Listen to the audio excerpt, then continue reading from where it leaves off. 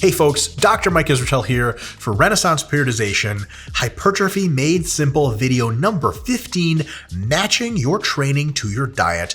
We have other videos on YouTube that cover this, Hypertrophy Guide Central Hub, and we have a bunch of books, The Renaissance Diet 2.0. Look that up for a much more detailed guide. This is the super quickest guide on the internet you'll ever see to matching your training to your diet. Here's the deal. When you're dieting to gain weight and hypothetically gain mass, you train normally like we've described in all of the videos before, minimum effective volume to maximum recoverable, all the intensities, so on and so forth, no big deal.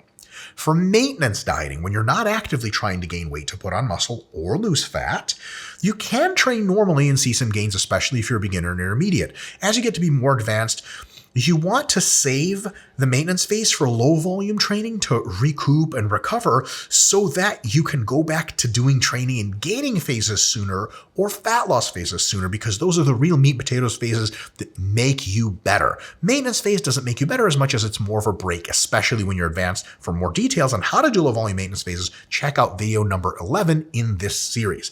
Lastly, what do you change for fat loss dieting? Here's the deal. You train normally, but you make smaller load and repetition jumps week to week, session to session, because your fatigue window is very narrow. You accumulate fatigue very quickly. You don't adapt as quickly. So you have to make much smaller incremental steps in how many reps you add or weight you add, and so on and so forth.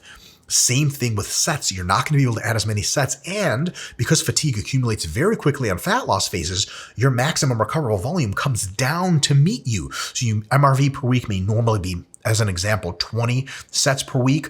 You start at your normal, minimum effective volume, maybe 10, you start at 12 or something just to offset the catabolism.